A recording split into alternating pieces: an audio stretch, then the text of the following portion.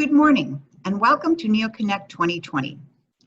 NeoConnect is NeoCon's online series of resources, programming, and events held throughout the month of June. I'm Monica DiBartolo, NeoCon's Program Director, and I want to thank you for joining us. Today's session is approved for 1 CEU credit for interior designers and 1 LU credit for architects. It is also being recorded so you can access it on demand. Please refer to your screen for more details. So let's begin. Today's session is titled, Workplaces Can Be Places for People, Organizations, and the Planet. This session will explore how better design can result in improved job satisfaction, stronger organizational commitment, and improved work performance. This concept is particularly important as we struggle to improve work environments to support well-being, while at the same time meeting sustainability needs. To help make these complex concepts more concrete, our expert will share the hard evidence of field studies, surveys, and comprehensive reviews. Dr. Jennifer Beech, our distinguished presenter, is the Principal Research Officer at the National Research Council of Canada in Ottawa, Ontario. Dr. Sally Augustine, a practicing environmental psychologist and a principal at Design with Science in LaGrange, Illinois, will moderate today's session. And now I'm delighted to turn the program over to Dr. Sally Augustine. It's my great pleasure today to introduce Dr. Jennifer Beech. Jennifer and her colleagues at the National Research Council of Canada have been responsible for conducting much of the important, practical, workplace design-related research that's been done over the last couple of decades. Dr. Beech is a Principal Research Officer at the National Research Council of Canada in its Construction Research Center, and the Construction Research Center conducts interdisciplinary research aimed at making the built environment durable, safe, energy efficient, as well as healthy. She conducts psychological research on how the indoor environment affects health, well-being, and performance. Jennifer's work is highly respected by her peers and others, and she has won a number of very, very prestigious awards in the field. Today, Jennifer will share some of the insights she and her teammates have derived over the last few years from their research. Jennifer, thank you for joining us today, and we're all looking forward to hearing what you have to say. Thanks very much, Sally, and thank you to Monica and to NeoCon for the invitation to speak. So I'm going to share my screen. Oops, that's not what I want to do. That's what I want to do. Now I hope that you can all see the right screen, which should show you these slides in slideshow mode. Sally, can you confirm that for me? Yes. Okay, great. So thanks for this opportunity. You've heard enough of the title, so let me move on. I am going to spend a minute or two talking a little bit about the National Research Council and what we are, because we find that even in Canada, few people really know who we are and what we do. We're an R&D organization, an arm of the federal government, and our goals are threefold.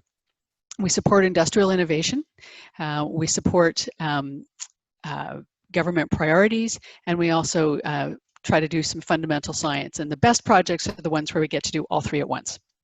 And as you can see, we have facilities all across Canada, although I'm located here in Ottawa in this blob here.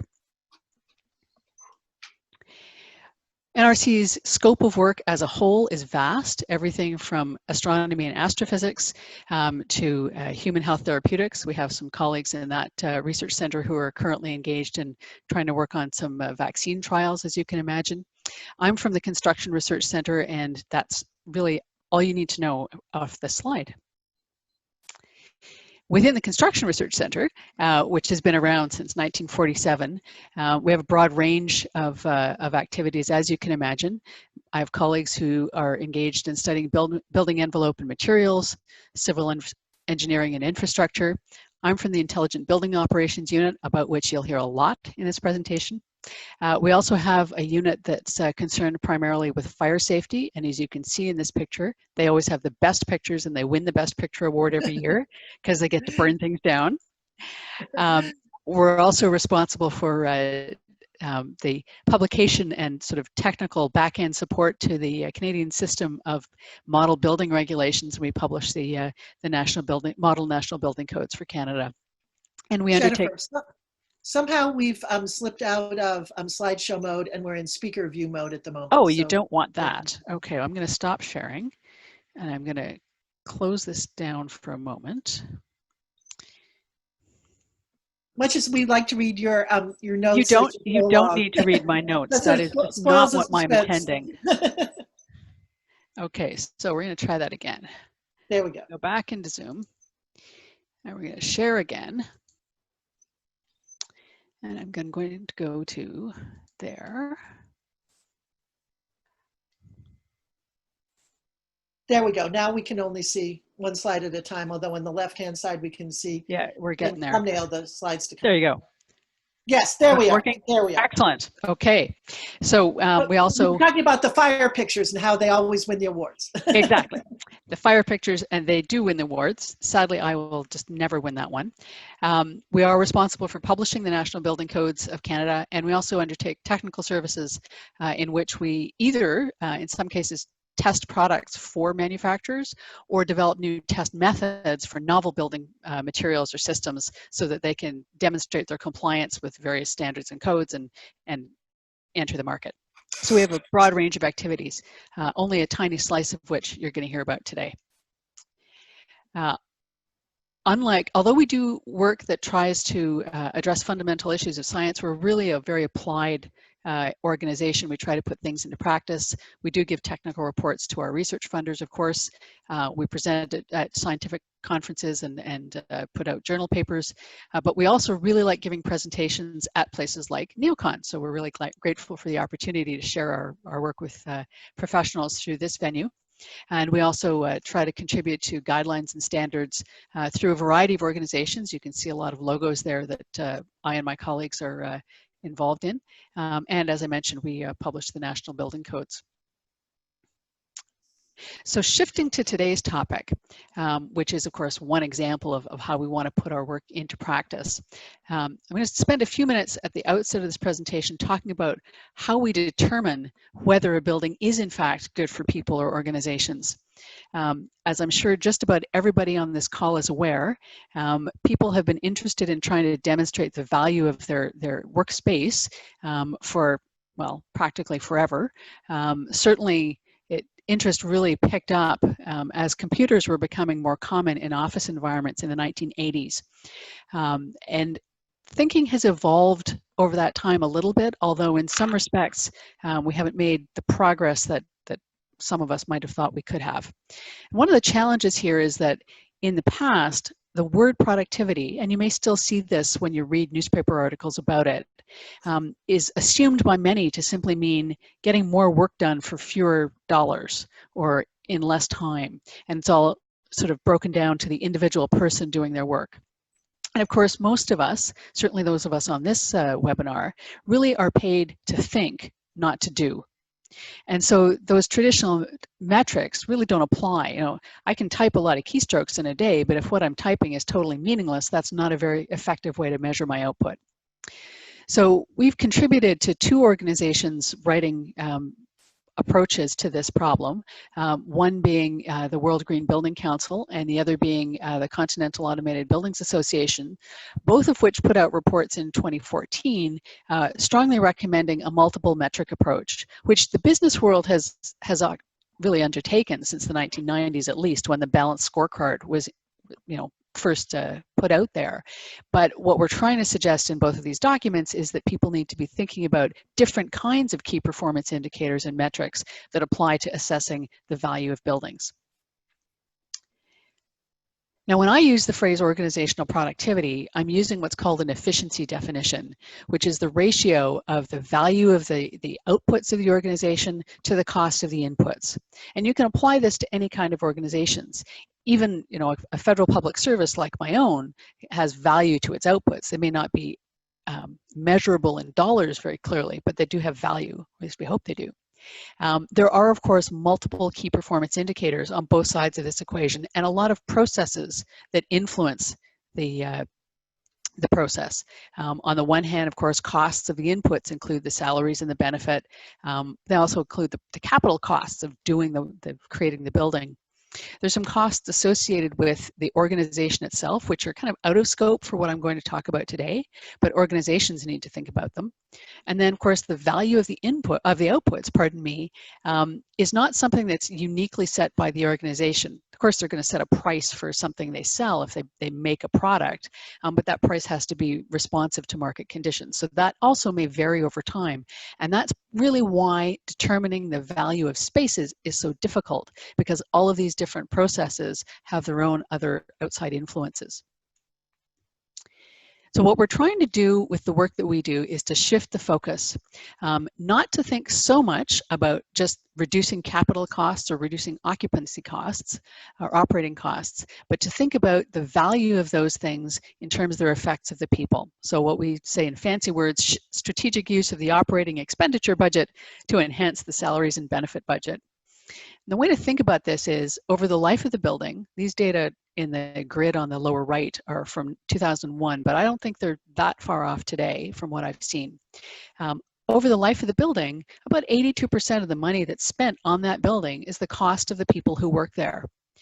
Maintaining the building and operating it, it's only about 3%. So you can imagine if what you're trying to do is make a capital expenditure to reduce your energy cost, and your energy cost is a small slice of 3%, it can be really hard to get a good return on investment for that, 1% of your operating costs that you're actually influencing with the technology you're choosing. And you'd better make a pretty good choice, because if the conditions that your new technology create are not good for the staff in the building, then in fact you could very easily spend a lot more than 1% in the reduced ability of people to do their work. So it's really important to understand how those working conditions affect the people because of that multiplying effect. Another common building consultant's rubric is you might spend $300 a square foot for the people, $30 a square foot for the operating expenses, and $3 a square foot for the capital costs. Same basic equation, same basic concept. So why is it so important to be thinking about the satisfaction of the people in the building as one of those key performance indicators? Well, one of the reasons is this study that came out in actually 2002, so not yesterday for sure, but it was based on a very large set of data analysis done by some folks from the Gallup organization, and they had data from, I think it was over 200,000 individual people in something like 2,000 different organizations. So it's a very large data set, and what they found was that business units, so down at the level of an individual, in some cases department within an organization, in some cases it was the whole organization, but the business unit job satisfaction, if it was higher, then that business unit tended to have more satisfied customers, higher business unit financial performance, and lower staff turnover. So those are all really good reasons to make sure that the staff in your organization are feeling pretty positive about their jobs, because it does affect the output of the business. So if we put that together, I'm going to show you a lot of models like this that have little bubbles drawn together. If we put that together in an integrated model, what I'm showing you here is a way we've built this up from our own thinking. We have some data that show that how satisfied people are with their lighting, with the privacy and acoustics of their workspace, with the ventilation and temperature in their workspace, that those three things work together and they contribute to this concept that we've called overall environmental satisfaction, or how satisfied am I with the space as a whole. And that in turn is one contributor to job satisfaction. Now, of course, there are a lot of things that influence job satisfaction, and I'm not going to pretend that I'm an expert in all of them. But it's really important to recognize that in terms of making that choice about which thing am I going to make in this green bubble, which choice am I going to make to create a green bubble of environment, when I make that choice, I am in fact affecting job satisfaction. And what we now know, and I'll show you from our own data, is that satisfaction with the job does influence organizational commitment and intent to leave. So higher organizational commitment, lower intent to leave. That particular relationship is one that other people had demonstrated. We've now demonstrated it in the context of also measuring those environmental satisfaction things. And from the Harder paper, we know that job satisfaction is also a predictor of customer satisfaction, business unit performance, and lower turnover, which also affects business unit performance because turnover is really expensive. All of which is to say, if you make the right choices about an environmental change in a workspace. If you make the right ones, you're going to get the energy benefit or the environmental benefit. I'll talk a little bit more about some of those later on. You're also going to lead to better environmental satisfaction, and then you're going to get all of those other benefits for the organization. So the environment can benefit, the people benefit because they're more satisfied, and then the organization benefits as well. So that's the big picture of where we're going with this presentation. Now, how do we study that at the NRC? Well, we've studied this, as Sally mentioned, for well over 20 years. And what you're going to see today is some findings from throughout that whole period. What I'm finding now, and particularly because I'm working from home right now, as are just about all of you, is that things that I learned 20 years ago in my research remain valid today. In fact, some of them are things that I wish people had paid more attention to 20 years ago. But throughout that time, we've used various pieces of equipment to do these field investigations where we've pretty consistently been trying to relate those interior conditions to occupant experiences. So we take our little cart out here. This is the current version of the cart. It's being rebuilt now into a different form, but this is the one that we would use today to measure lighting and air quality and acoustic conditions. And we record all kinds of things about the space and the finishings and so on. And at the same time as we do that, we ask people who work in that organization to do a survey about how they feel about various things. I'll talk about that in a sec. And we've done this in a large number of buildings now, I think about 40, across North America. The little map there is actually from some work we did in 2000, in which we actually, it was just after 9/11, and so we couldn't fly our equipment out to the West Coast. We actually had to take our van and drive it from Ottawa to San Francisco for some of the buildings that we did. So that's our little map about how convinced we are that this stuff is important, and also that getting data from a broad variety of spaces is really important. This gives you a little bit of an introduction to the surveys we do. When we do this, we now take a kind of core and module approach where the things that we really care about are always in the core. And if we do a survey in a building, everybody has to do certain things so that we always get those data. And then we give people a choice, well, somewhat of a choice. They randomly assign them to one of these modules so that we get sort of a third of the data on these other things, which are important, but maybe not critical to our purpose. And that way we get lots of data about the thing we care about most, and enough data to be useful about other concepts without giving people a survey that's so long that nobody would bother to complete it. And this is an example of the kind of output we get. Now, I don't expect you to be experts on what's called structural equation modeling, but to be honest, because of the pandemic, I didn't have the access to a graphics person that I might have had otherwise to get a fancy, wonderful graphic out of them. We just analyzed this last week. What we have shown in this graph is that we have a set of questions about what we call the environmental features ratings, in which people rate individual things in their lighting. So the lighting at my desk is appropriately distributed for my light. The quantity of light is right. There's no glare in my computer. I'm satisfied with my ability to alter my environment. And what we have here now, Sally, for you, this is a slight modification of an analysis you would have seen before, okay, is our three subcomponents of satisfaction with acoustics and privacy, satisfaction with ventilation and temperature, satisfaction with lighting, just like in my other fancier chart. Those three things are interrelated.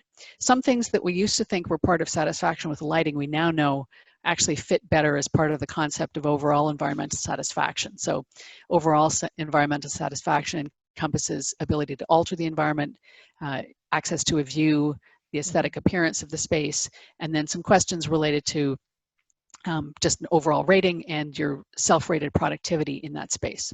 So these are all the components of the environment. Those do in turn satisfactorily predict job satisfaction. So higher overall environmental satisfaction, higher job satisfaction, higher organizational commitment, and both job satisfaction and organizational commitment directly affect intent to turnover. So if you're more satisfied with your job and or more committed to your organization, you're less likely to intend to leave it. And these are all things that, as I say, have been shown in the organizational psychology literature before, but now we know that how people feel about their physical environment affects those outcomes. So the physical environment is in fact influencing some things that cost organizations a lot. And that means, as I said, you need to be thinking carefully about providing a good work environment in order to have a good bottom line.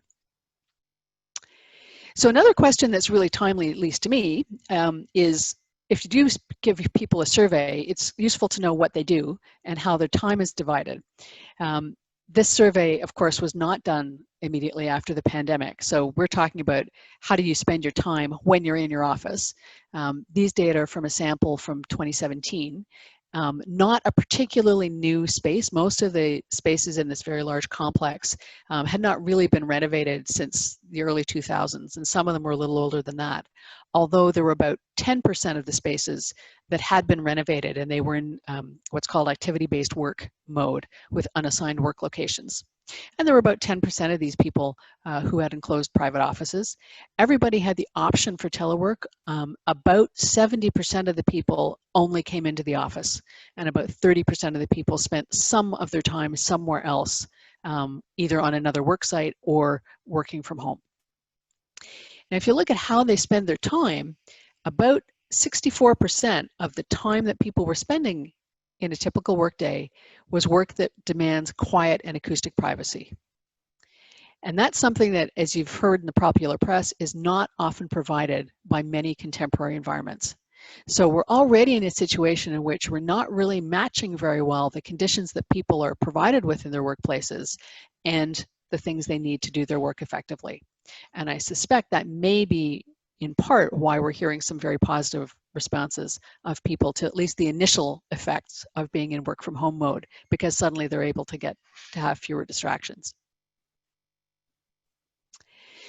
Now, what we've been able to do, because we've been using these methods for about 20 years, and actually we're fortunate in that other people use our same methods, we've been able to build up a database of about 70 buildings, either that we've tested or that other people have measured with our same tools. And now, if we have people doing our survey, we can place that building on the scale of other buildings that we've tested or for which we have data. So that same building with the data that I showed you on the previous slide is the big yellow diamond here, the target building.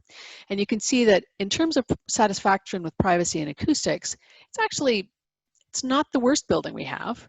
It's kind of in the middle of the pack, even though we have some reason, you'll see in the next slide, to wonder about the physical conditions that they're experiencing.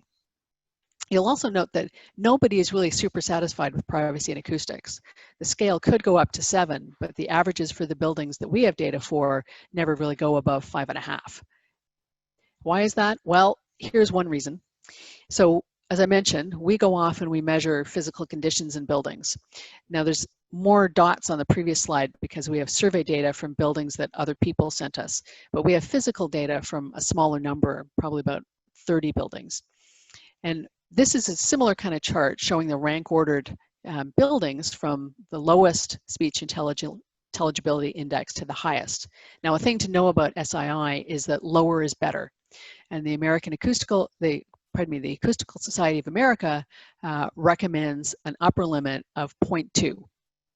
So what you'll see from this chart is that none of the buildings for which we have data is even close to achieving that recommended upper limit. So everybody is working in a condition that does not provide good acoustic privacy. And that could well explain why we don't have any really high ratings for acoustic privacy. Now, this isn't to say that there aren't individuals in those buildings who aren't having good SII. Someone in an enclosed office probably has much better than this, but these are the averages for the buildings as a whole. We used that same method in a survey study that we did of green and conventional buildings, which was published in 2013. In this case, we had 12 matched pairs of buildings. So we had a green building and we had a conventional building that had not, in general, had not recently been renovated. What we did in that case was to visit both buildings. They were matched pairs. Excuse me one moment.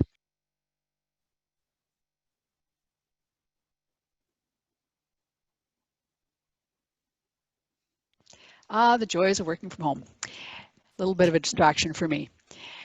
So we had 12 pairs of matched buildings. We visited each of those buildings in the same season. They tended to be in the same city, so like 2 buildings from one organization.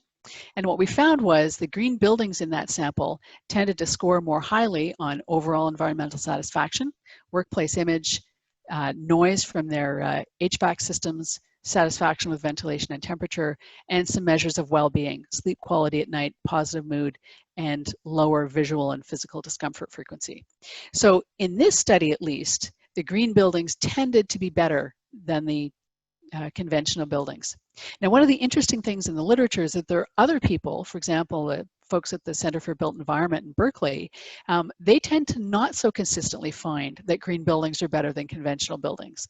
And there's some discussion about why that is. And of course, you can become a green building in a lot of different ways, depending on which points in the LEED system or the BREEAM system or whatever system you're using you've happened to go for. And some of those points don't relate clearly to the experience of the person in the building. So that could explain some of the differences between one study and another that tends to find satisfaction benefits or not between green and conventional buildings. But that's what we found. And this is the way we presented that data. This is overall environmental satisfaction. We rank ordered the buildings in our sample, as you saw similarly to what you saw in the previous couple of slides. The red bars are for the conventional buildings and the green bars are for the green buildings.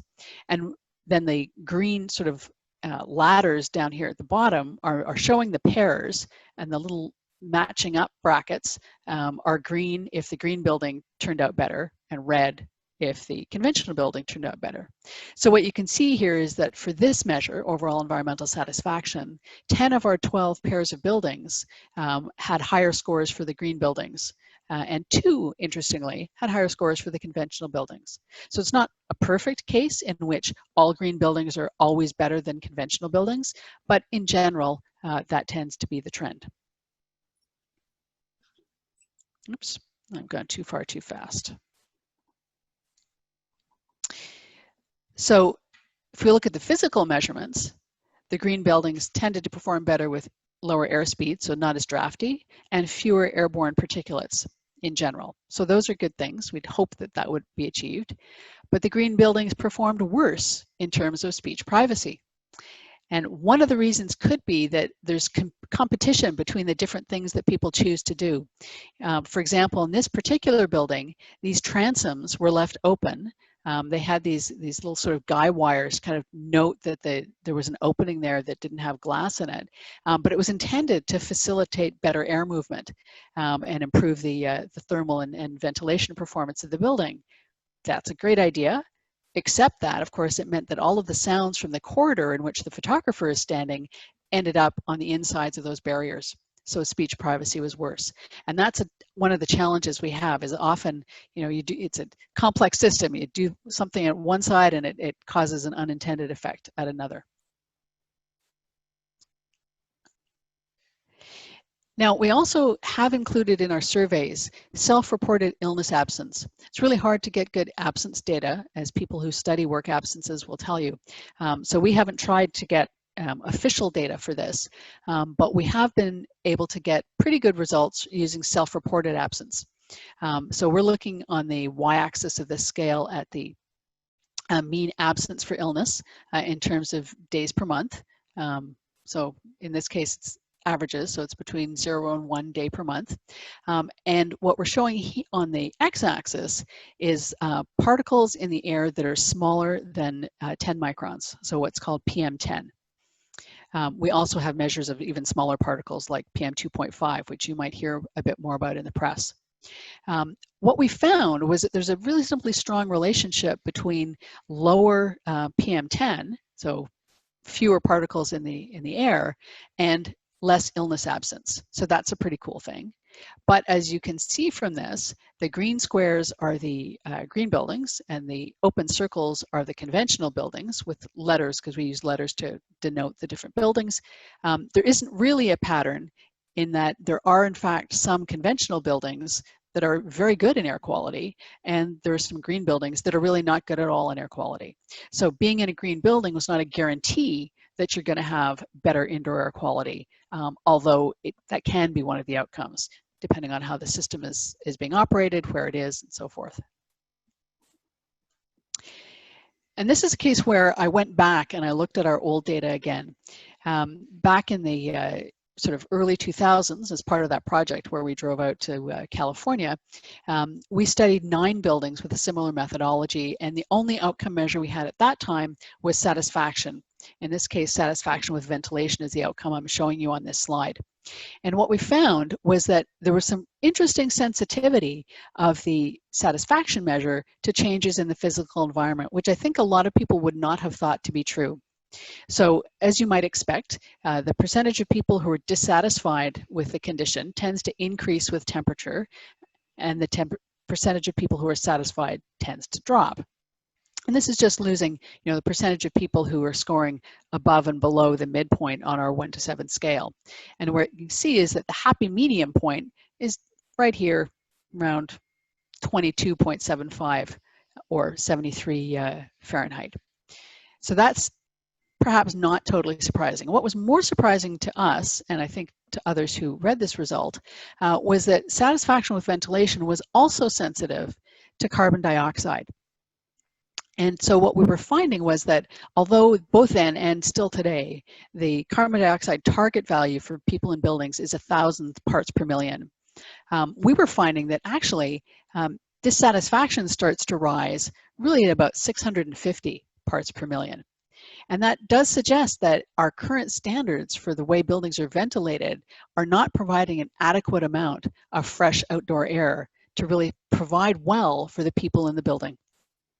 And that's interesting, particularly now that you hear some of the new recommendations that are coming out for how buildings should be operated to prevent the spread of infectious diseases like COVID-19, because the suggestion is, indeed, we need to be increasing our outdoor air rate in order to provide good protection against the disease.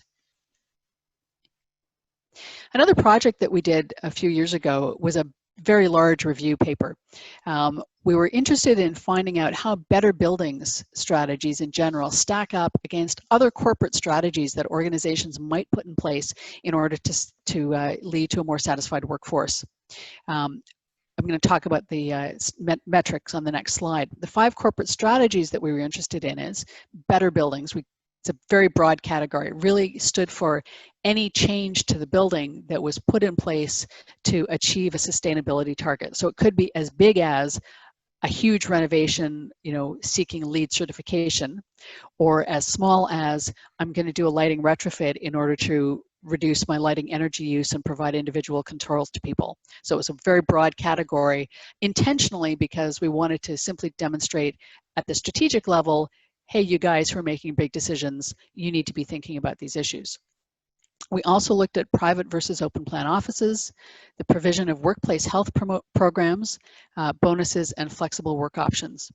We looked at the English language literature from around the world, the only exception to that being the studies that we looked at on workplace health programs were only from the United States, because as I think you know, your healthcare system is a bit different than other countries. So there's a lot of literature, but it wasn't directly comparable to the literature from other countries. So this is just on US programs. The other studies come from around the world. And we only looked at field data. There's a lot of experimental work on specific lighting or ventilation or acoustic conditions, but that was out of scope for this review paper, which is out there in the literature.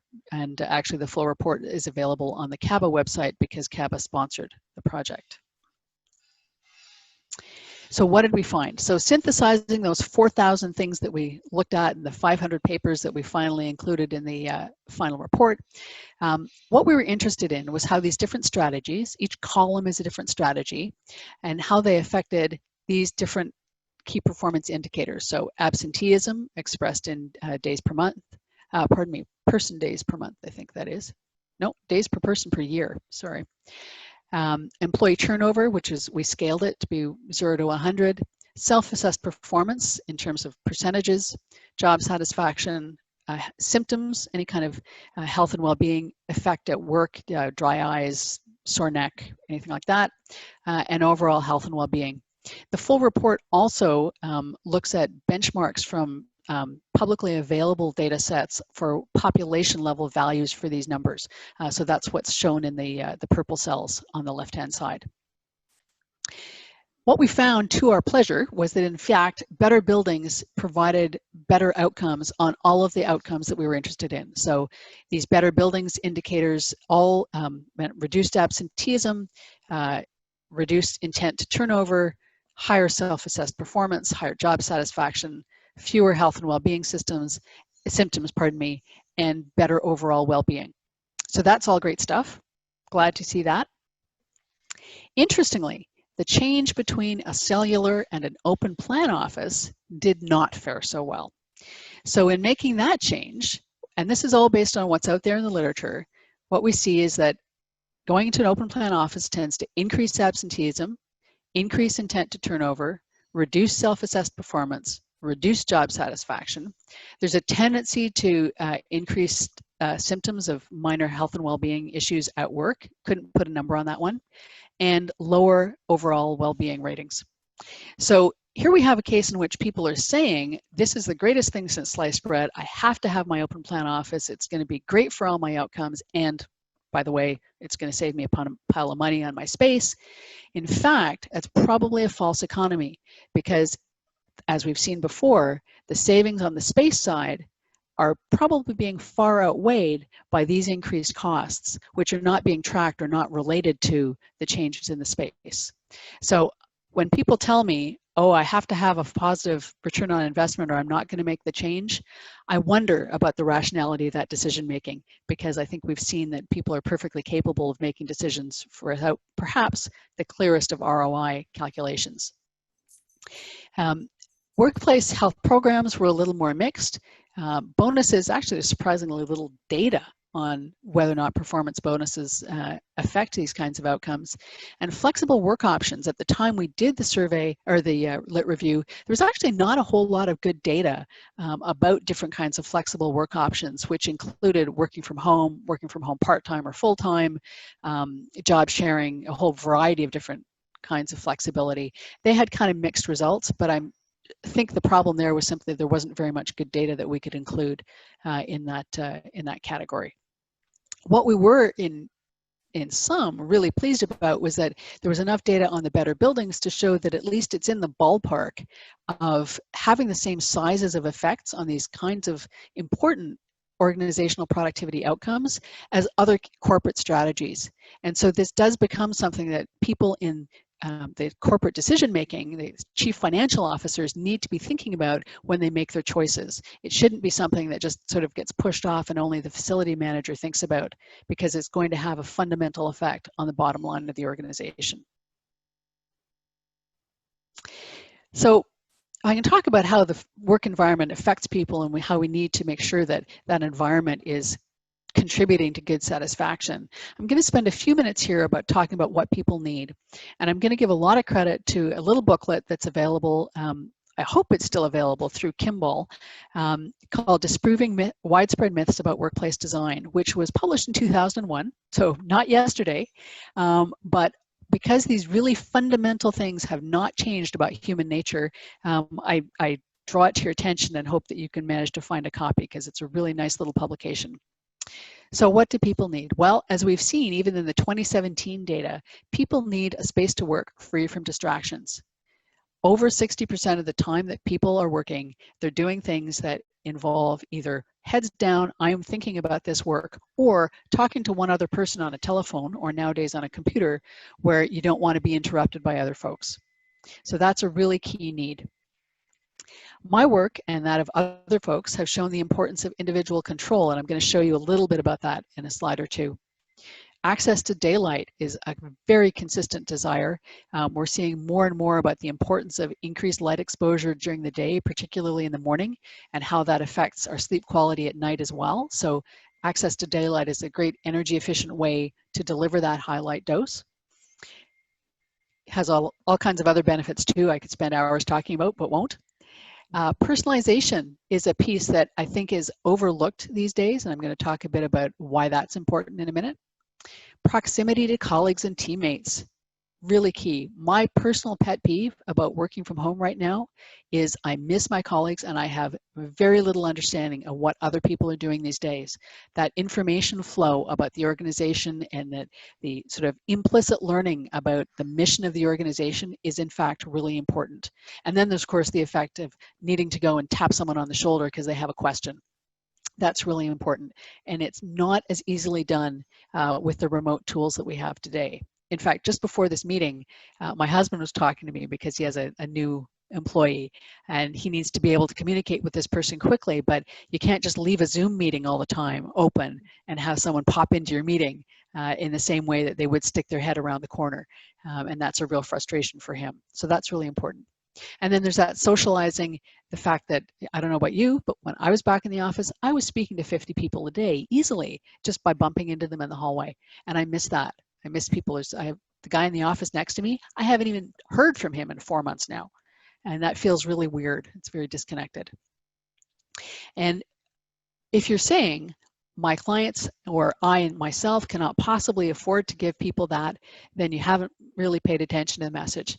Because really, I would argue you can't afford not to give them that.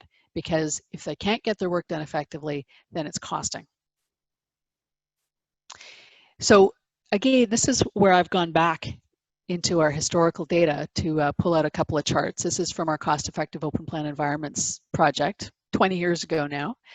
And what we did in that field study of the 9 buildings was to look at different panel size heights and different workstation sizes. So in that case, we were really only focusing on open plan offices, not enclosed ones. And what we did find was that there are some sweet spots in terms of panel height, really making sure that the panel is at least 54 inches high, allows people to have some visual privacy, and it allows people to feel more satisfied. A panel that's too high is also not satisfactory, but a panel that's too low is not satisfactory either. So there's kind of a sweet spot there. People don't want to be so totally enclosed by their panels.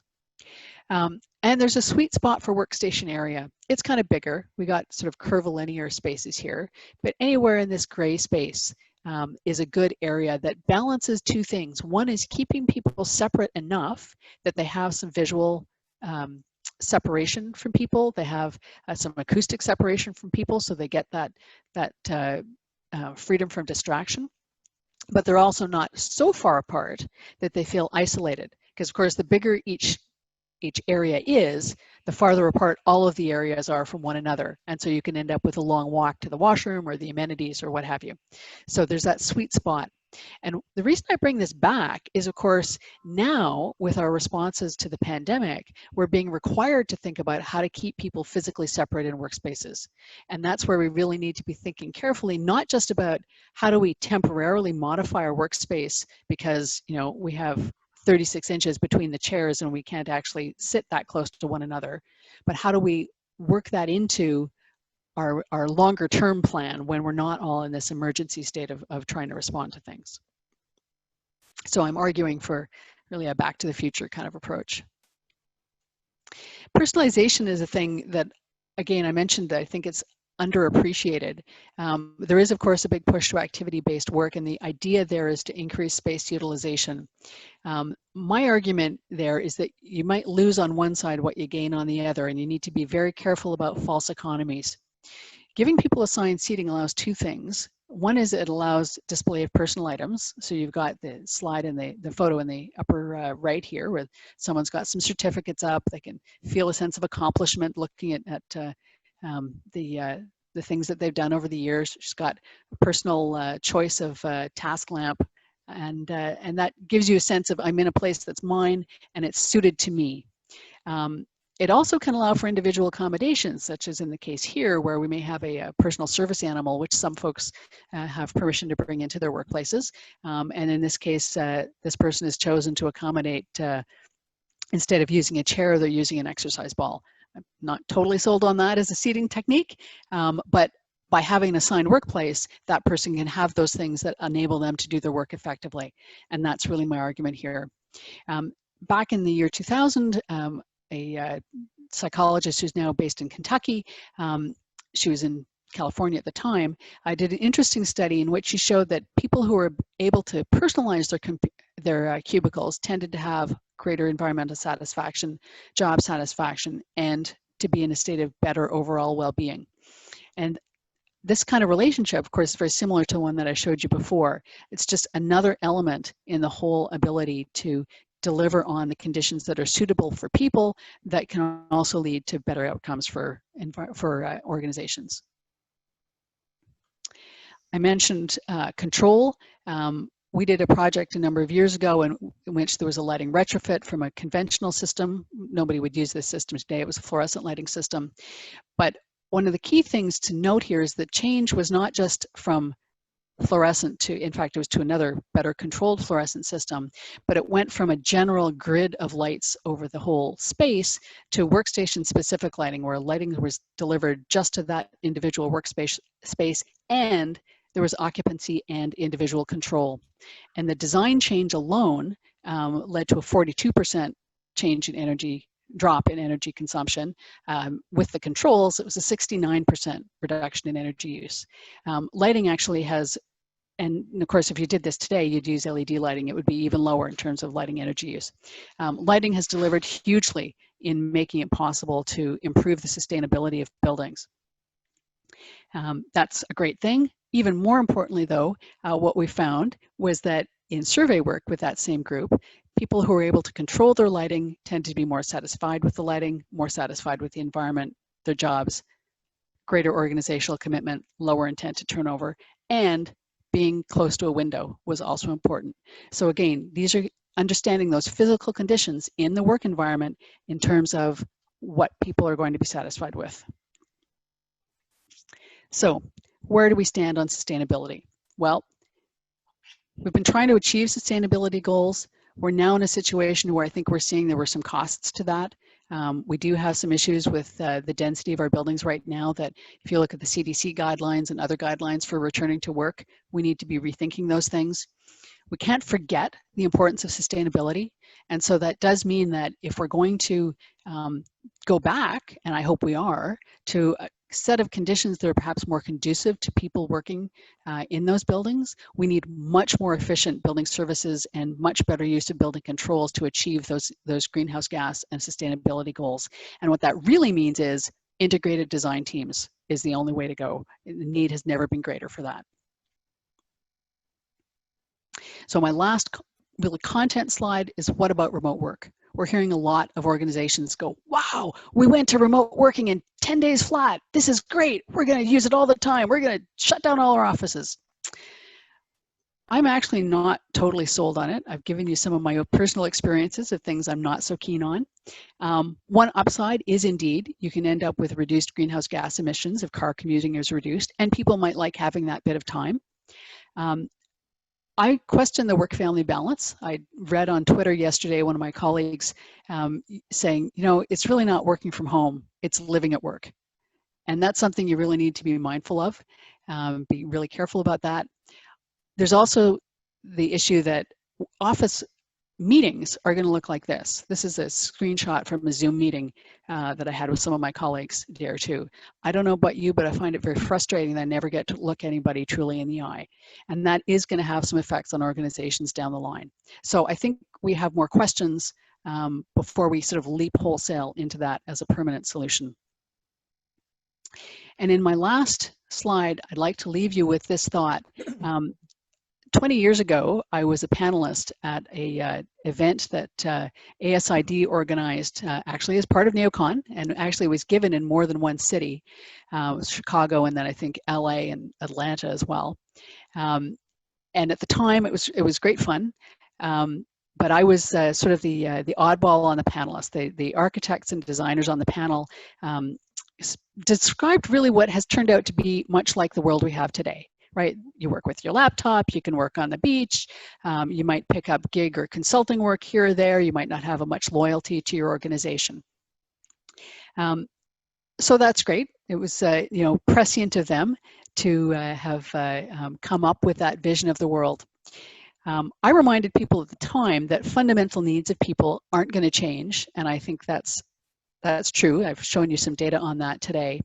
But I found at the time these two great quotations. And the first one I repeat to myself a lot these days.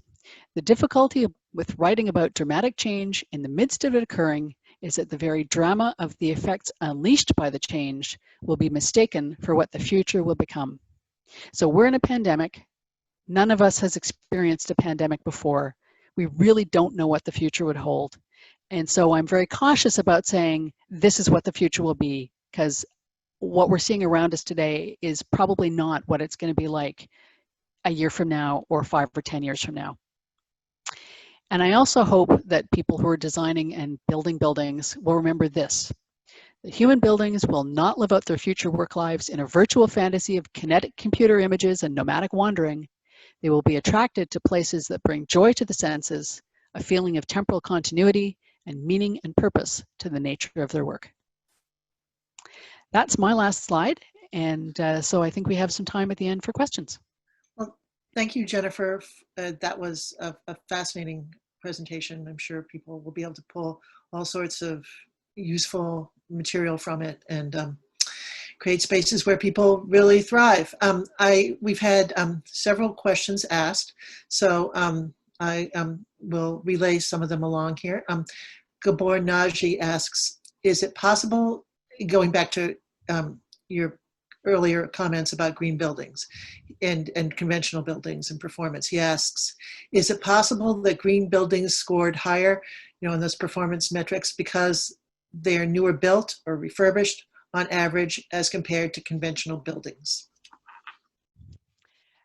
So we've actually done this in a few places. We tried very hard in the original green building study to try to match on building age to try to avoid that very problem, because you're quite right. You could have a crappy building, it's going to look bad just because it's old and crappy and hasn't been updated. So we've tried as best we can to do that kind of matching. And in a more recent study, we had a more similar kind of population of buildings that were better matched in age, and we found quite similar results. So yes, it's possible, but I think we've done our best to try to eliminate that possibility, given the quality of the data we were able to get. Great, good. Now, the next question is from someone whose first and last name I'm sure I'm about to slaughter, but it looks like Marigye Tiwari, and they ask, what is your insight on co-working spaces or open workspace planning in terms of environmental satisfaction? So think about co-working, that's a new topic here. Open workspaces, you've talked about a little bit, and yep. Environmental satisfaction. So co-working is interesting. I don't know of any studies that have formally examined that. That isn't to say there aren't any. I just don't know of them. Some of what we study would probably apply equally to the provider of a co-working space. So for example, some of the things on ventilation or the design of the space to provide access to daylight, that would be something that, that the owner of the space should be providing as part of the lease arrangement. WeWork should be making sure that ventilation is the rate it needs to be. So those things could influence the way the space is operated. Some things, however, might be things that could be within the control of the entity, the organization that's gone in, or individual that's gone into that co-working space. So I guess you need to kind of parse out exactly what are the terms of the lease and what are the things that I as a renter can control, and what are the things that are going to be provided for me. And in the case of the person going into the co-working space who wants to lease that space, the key thing is to make sure that they lease a space that is suitable for their particular business needs. Because if they've done that, if they've matched their needs to what the space is providing, they should get all those flow-through effects. But if it's not working, then it's, you're going to get the ill effects. Hope that helps. Now, Marcel Gill asks about how your research reflects well strategies as well as, the LEAD program. So they ask, do you use well strategies in your investigations as well as LEAD? So the work that I talked about today, mostly predates well. So all of the, the stuff from 2000, the stuff from 2013, I would hope that the folks who are at the International Well Building Institute are aware of some of it. I know that some of them are, and that they build that into the actual requirements, right? We're now starting to more explicitly look at what's the match between what we're recommending and what these various certification programs recommend, and to more explicitly analyze the sites that we go to in terms of the requirements for certification. But that's pretty early days. Got it. And then I think we have time for one, possibly two more questions, but the first question I would relay along is from Robert Pankow, and he states and asks, so much of corporate culture is dependent on personal interaction. What are your thoughts or advice on maintaining or growing company culture in the new work from home environment? So, boy, are you ever right. I think that one of the challenges really is that although we have these great tools, it's very hard to build relationships with people if you only ever experience them asynchronously online. And I'm going to call even Zoom somewhat asynchronous because you miss a lot of facial expression, you miss a lot of the eye contact that is actually key to personal interaction. And I think that is partly why so many of the recommendations that I'm reading say, you know what, permanent full-time telework is probably not the best thing for many organizations. I'm sure there are organizations that can cope with that just fine, but for most organizations, you're going to need some of the time to bring people together. Now, today with the pandemic, that's not so possible. We live with the circumstance we're in, but at some point bringing people together for that ongoing conversations in person is really key.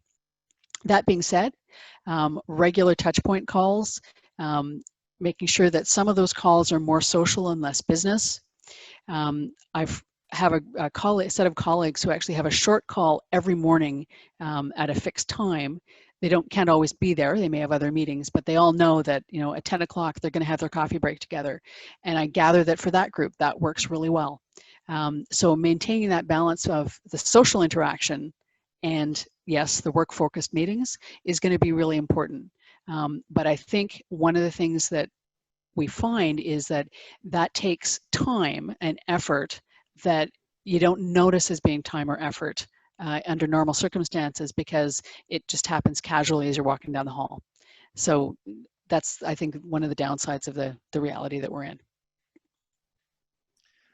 Well, our time is very unfortunately drawing to a close today, so I don't think we'd be able to effectively deal with any of the remaining questions, although lots of interesting topics have been raised, and I'm sure that you'll get some interesting emails with questions after the conclusion of this session, Jennifer.